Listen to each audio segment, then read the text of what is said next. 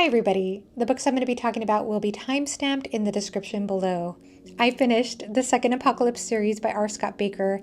This is a 7-book series, starting with the Prince of Nothing trilogy, followed by Aspect Emperor, which is the 4-book quartet, and I finished that final book, The Unholy Consult. Honestly, I had every intention of waiting for Philip Chase, who I'm buddy reading this series with, after I finished The Great Ordeal. And then, after finishing The Great Ordeal, I felt so much excitement and momentum to continue on. Finishing The Great Ordeal and not continuing on to the final book, The Unholy Consult, is much like finishing Dust of Dreams and Malazan Book of the Fallen, which is book 9, and not continuing to The Crippled God. When you get that far, you have to read on. You feel compelled to read on. And that's how I felt. And I honestly am pretty glad I did. I have a lot of thoughts about that final book. And I'll just say, spoiler free here in summary, that there is quite a bit of tragedy in this final book. There are some powerful, long-awaited character intersections. There is a fall from grace to the most debased, licentious level possible. And yet, there were twisted heartfelt moments in which I felt very invested in certain characters and what was going on with them. And I would say that characters in this last book, they are motivated by either non-glorious acts of heroism, of a search for truth, and also there's motivation for fathomless power, and also for absolution in some storylines. And in that way, I would say it does in some ways remind me of Malazan Book of the Fallen when I outline it in that way. But it's, again, as I've said in previous videos, very different flavor and tone than Malazan Book of the Fallen. But there is so much to be said about belief. And like Malazan, it does take a very important view on the role of certainty in our lives. I was just recently watching Nerd Level Rising's interview with Janny Wirtz, and Janny Wirtz said that beliefs actually imprison us. They close the door to anything that's outside, and your mind is a selective little dog that will retrieve what you tell it to retrieve. And I think she's not wrong, and I think Bakker is exploring that in the second Apocalypse series. Maybe not in the most optimistic, hopeful way, but he is exploring that, the role of belief, the role of faith, but also the inability to escape faith and belief. I feel like that's also an important angle to question in the second Apocalypse series, and I'm happy to go on that journey exploring that and living in those questions. I am personally impressed with Bakker's approach to those questions. I'm impressed with his character work, the psychology of the characters, the depth and dimension to the world that he created, the dark magic, and the death that comes swirling down. I have so many thoughts. The next discussion that Philip and I will have will be here on my channel. That will be on The Great Ordeal. And then we will close out the series discussion with The Unholy Consult, and that discussion will be on Philip's channel. So stay tuned for that. Ursula K. Le Guin's The Word for World is Forest is set in the Hainish cycle. The Hainish cycle is not necessarily a sequential series, it's kind of a series of standalones, and that includes The Left Hand of Darkness and The Dispossessed, which was the first book I finished this year and loved. Yet I would more widely recommend The Word for World is Forest, especially if you haven't read anything by Le Guin or haven't read any of her sci-fi. The Word for World is Forest would largely appeal to fantasy readers as well. I feel as though the forest setting had a touch of whimsy about it, and I feel as though the action, the rise and fall of action, the way that the themes were portrayed, I feel as though those things would maybe relate a little bit more to a fantasy reader than The Dispossessed, though again, I loved both books. This book is about a planet in which this furry, short race of people live, the Athshans. The humans come along after destroying Earth as we know it, and they decide to colonize the planet, to start taking down the forest, and obviously this causes some conflict to ensue. I won't give anything away since it is such a short book, but I will say that this book brilliantly explores patriarchy, misogyny, dreams, what it means to be a god. The book also has an environmental theme, as you can imagine, with the title and the idea that these people are taking down the forest, exploiting the planet and the people there. And something that came to my mind as I read this book is that I felt as though there was a connection between how the people treated women, the way that they objectified women, they saw women as less than equal. That is the people, the humans or Terrans that are taking over the planet. And I feel as though there's a through line between patriarchy, the treatment of the planet, and misogyny. And I felt that as well when I read Anna Kavan's Ice earlier this year. Anna Kavan's Ice is a post-apocalyptic book that also explores environmental themes and misogyny, abuse of women, and an authoritarian government. And I feel as though that's an interesting through line between those themes and an interesting parallel between The Word for World is Forest and Anna Kavan's Ice.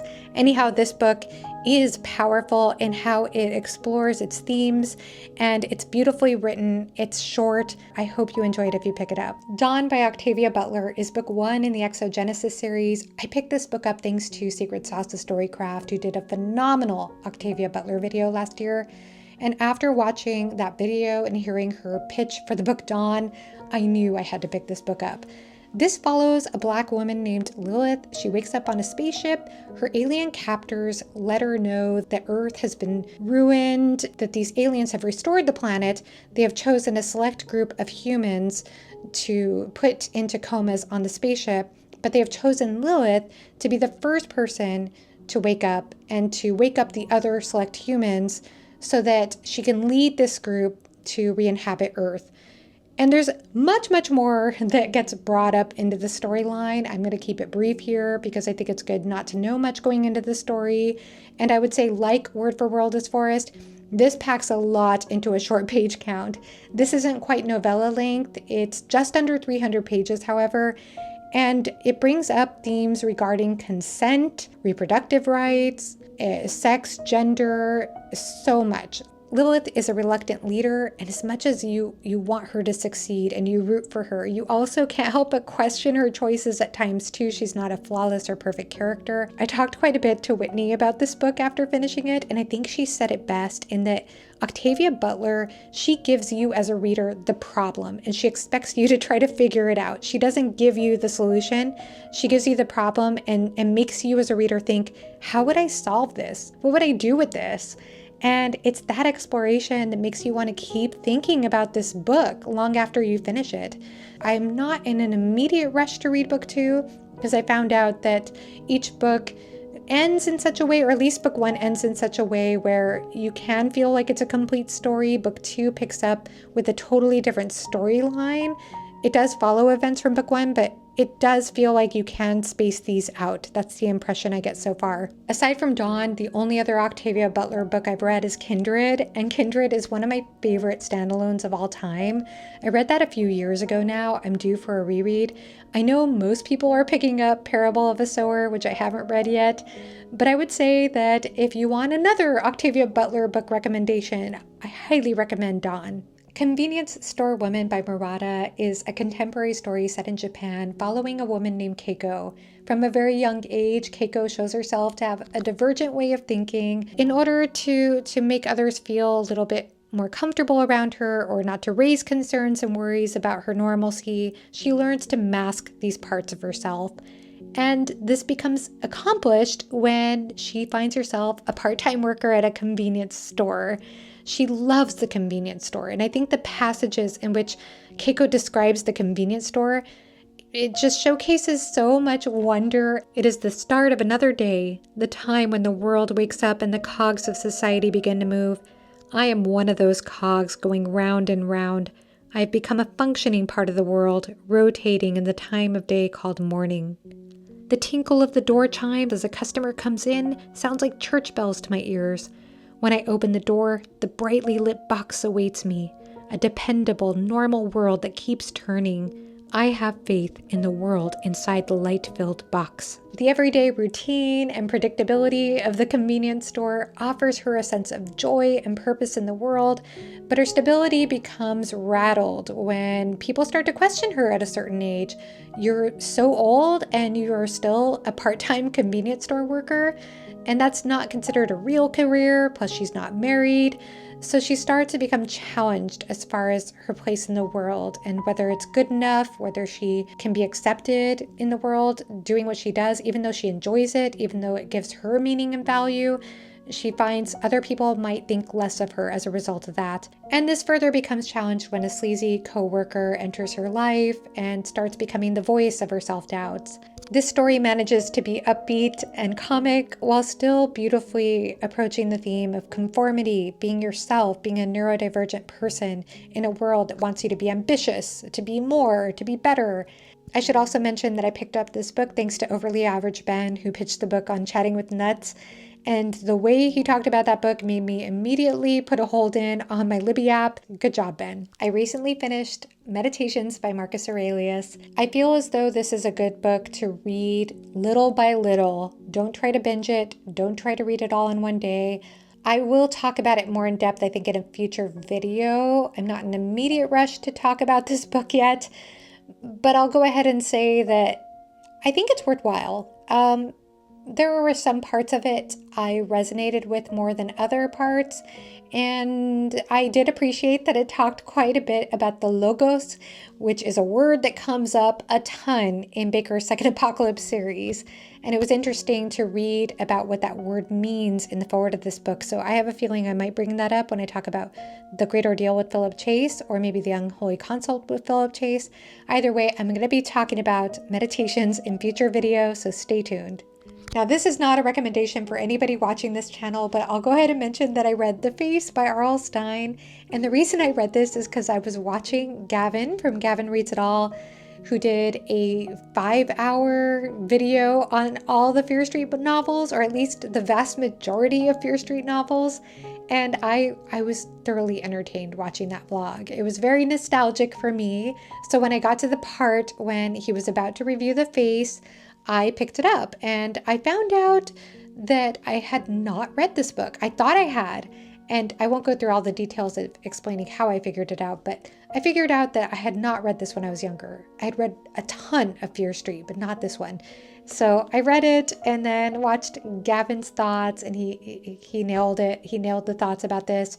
I especially agree with him that there is a surprisingly gory scene towards the end of this book. I guess I'll go ahead and say it. It's spoilers, so if you want to pick up The Face, I doubt you do, but there's a scene where this guy is skiing down a slope with the friends at the top of the hill watching him, and as he's coming down the slope, there's a wire that he doesn't see there, and the wire, rather than tripping him, it comes to his neck level and it cuts off his head. And the way it describes his body continuing to glide down the hill as his head rolls away was actually pretty entertaining, I thought. And as Gavin explains in that video, these books did not age well otherwise. I mean, there's a lot of stuff that just doesn't age well. I'll just put it that way. But it was very nostalgic for me. I'm glad I got to it. And I love Gavin. Gavin can talk about anything and everything he reads, and he's just fun to watch. I want to mention that if you've read The Word for World is Forest and The Dispossessed, please check out the fantastic discussion I had with Pete and K Fox over on Pete's channel. I'll go ahead and link it down below. That's Ponderings with Pete. We had a gush fest about those two books. So if you want to join with us, hear some thoughts, check that out. I also hosted a wonderful Why Read in the month of November with Bart's Bookspace and with Secret Sauce's Storycraft. I love both of those channels. You'll get some really good science fiction recommendations, so check that out. I know that all three of us loved the book Dawn. I think Bart just recently finished that as well, so I look forward to hearing his thoughts on his wrap-up. And I'll also lastly mention that I got a good ways through Perdido Street Station by Mayville towards the end of November, but that carried over into December. I have since finished it, but I will talk about that in a future video. So stay tuned. I'm excited about all the end of the year content that's going to be coming out. Please let me know in the comment section below if you've read any of the books I've mentioned, if you plan to read any of the books I've mentioned. I would love to hear from you. Thank you so much for watching and have a great rest of your day. Bye-bye.